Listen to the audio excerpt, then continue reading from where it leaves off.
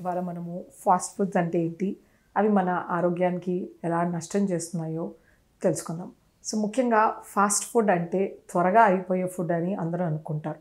కానీ మామూలుగా మనం చేసుకునే ఆహారం కన్నా దీనికి ఎక్కువ సమయం పడుతుంది. కాకపోతే బయట మనకి 15 నుంచి 25 నిమిషాల లోపు చేస్తారు కాబట్టి దీన్ని ఫాస్ట్ ఫుడ్ అని అంటారు. సో వీళ్ళు ఎంత త్వరగా ఎలా చేయగలుగుతున్నారు? సో వీళ్ళు వాటిని ముందరే ప్రయర్ ప్రిపరేషన్ అని చేసి పెడుతూ ఉంటారనమాట. సో అందుకే మనకి త్వరగా వేడిగా, స్పైసీగా, టేస్టీగా కొద్ది రకాల ఫుడ్ ఐటమ్స్ని, నాన్ ఫుడ్ ఐటమ్స్ని యాడ్ చేస్తూ వాటిని టేస్టీగా ఇస్తారు.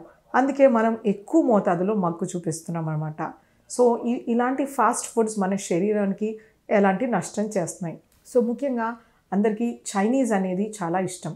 సో చైనీస్ ఫ్రైడ్ రైస్ కానీ, మంచూరియన్ కానీ, నూడిల్స్ కానీ ఇవన్నీ ఫాస్ట్ ఫుడ్స్.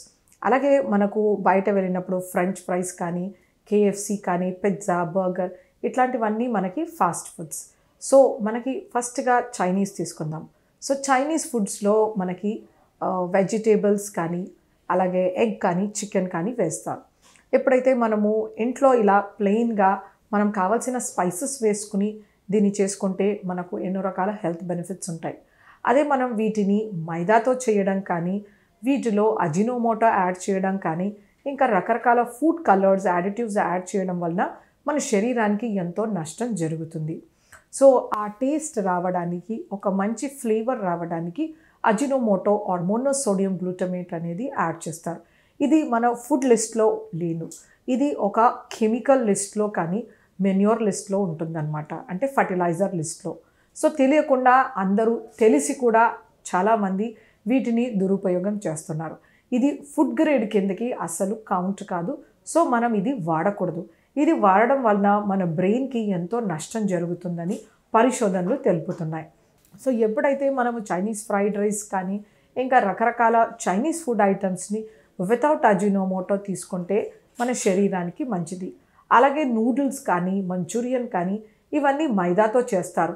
అందులోనూ ఎక్కువ రకాల కలర్ ప్రిజర్వేటివ్స్, అడిటివ్స్ యాడ్ చేస్తుంటారు. వీటిలో చిల్లీ సాస్, కెచప్, తర్వాత sauces, green chilli sauce, red chilli sauce వేస్తూ ఉంటారు. అలాగే సోయా సాస్. ఇవన్నీ ప్రిజర్వేటివ్స్, ఎమాల్సిఫైయర్స్, కెమికల్స్ ఉన్న ప్రోడక్ట్స్ అనమాట. ఇవి ఏవి ఫ్రెష్వి కావు. సో చాలా కాలం నిలువగా ఉన్నవి వాడుతూ ఉంటారు కాబట్టి ఇవంతా ఒక కెమికల్ రిచ్ ఫుడ్స్ అని చెప్పచ్చు.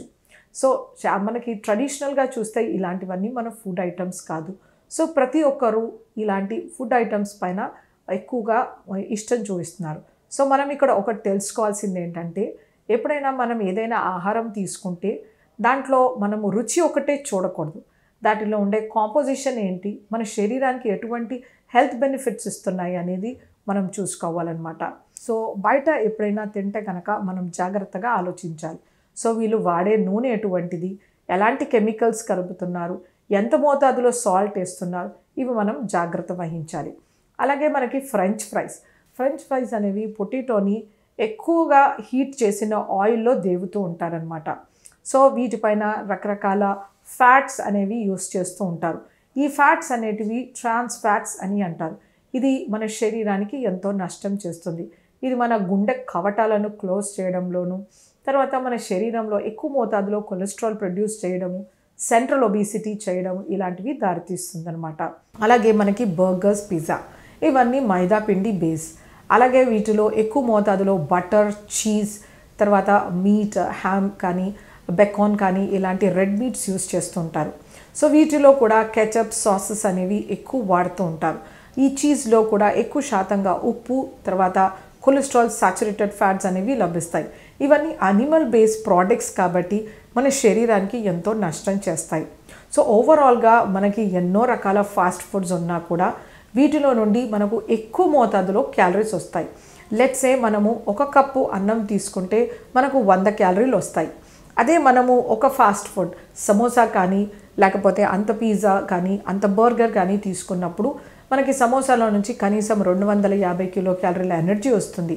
అలాగే దాంట్లో నుంచి సాచురేటెడ్ ఫ్యాట్స్, కొలెస్ట్రాల్ కూడా వస్తుందన్నమాట. అలాగే బర్గర్స్లో ఎంత సైజ్ బర్గర్ తీసుకుంటే మనకు 550 కిలో క్యాలరీల ఎనర్జీ వస్తుంది. సో పిజ్జాలో కూడా అలాగే. సో మీరు ఎటువంటి ఫాస్ట్ ఫుడ్స్ తీసుకున్నా చిన్న పోర్షన్లో మనకి 3 నుంచి 5 ఇంతల ఎక్కువ క్యాలరీలు వస్తాయి. ఇది మనం దృష్టిలో పెట్టుకోవాలి. అలాగే మనకి మైదా బేస్డ్ ఇవి. మైదా ఎక్కువ మోతాదులో తీసుకోవడం వలన మనకి ట్రైగ్లిజరైడ్స్ అనే బ్యాడ్ ఫ్యాట్ పెరుగుతుంది, పొట్ట చుట్టూ కొవ్వు అనేది పెరుగుతుంది, లివర్ పైన ఫ్యాట్ అనేది డిపాజిట్ అవుతుంది. Over a period of time మన శరీరానికి ఇది ఎంతో నష్టం చేస్తుంది. అలాగే మలబద్ధకం కానీ కాన్స్టిపేషన్కి లీడ్ చేస్తుంది అనమాట. పిల్లలు పెద్దలు ఇట్లాంటి ఫుడ్ పైన ఎక్కువ మక్కువ చూపడం వలన ఒబిసిటీ కానీ డయాబెటీస్, కార్డియోవాస్కులర్ డిజీజ్ ఇలాంటి రకరకాల ప్రాబ్లమ్స్ అరైజ్ అవుతున్నాయి. వీటిలో బేస్ నుండి ప్రతి ఒక్క ఫుడ్ ఐటెంలో సాల్ట్ కంటెంట్ ఉంటుంది. ఒకసారి మనము వీటి కాంపోజిషన్ అనలైజ్ చేస్తే కనుక మనం మంచూరియా ప్రిపరేషన్లో సాల్ట్ యాడ్ చేస్తారు.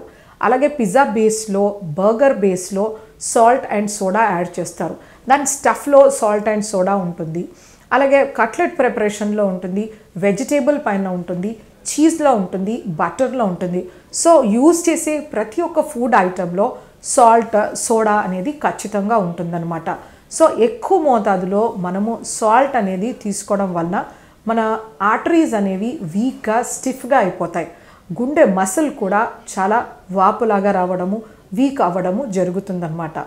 ఎముకల్లో నుంచి కాల్షియం అనేది బయటికి లీచ్ అవుతుంది. సో ఇంత మోతాదులో ఉప్పు కానీ సోడియం కానీ మనకు అవసరం లేదు. ఉప్పు అనేది విషం ఎక్కువ మోతాదులో తీసుకున్నప్పుడు మన శరీరానికి కంటికి కనిపించకుండా కొలెస్ట్రాల్, సాచురేటెడ్ ఫ్యాట్స్ కూడా లభిస్తున్నాయి. సో ఇవన్నిటినీ మనం టోటల్గా అర్థం చేసుకోవడం ఏంటంటే ఫాస్ట్ ఫుడ్స్ అనేవి మనకు తక్కువ టైంలో టేస్టీగా లభిస్తున్నాయి కాబట్టి మనం వాటి వెనకాల పరిగెడుతున్నాం. అసలు మన ట్రెడిషనల్ ఫుడ్ ఐటమ్స్ ఏవైనా సరే తక్కువ ఖర్చుతోనూ హెల్దీ ఫుడ్ ఐటమ్స్ మన vitamins, minerals, antioxidants, fibre, healthy nutrients అనేవి లభిస్తాయి. అవి తేలిగ్గా అరుగుతాయి. మనకు ఎటువంటి ఒబిసిటీ రాకుండాను మన హెల్త్ని ఇంప్రూవ్ చేస్తూ తక్కువ డబ్బుల్లో మనకి బెనిఫిట్స్ ఉండే మన ట్రెడిషనల్ ఫుడ్ ఐటమ్స్ని మనం స్నాక్ రూపంలో తీసుకుంటే హెల్దీ లైఫ్ లీడ్ చేసుకోవచ్చు.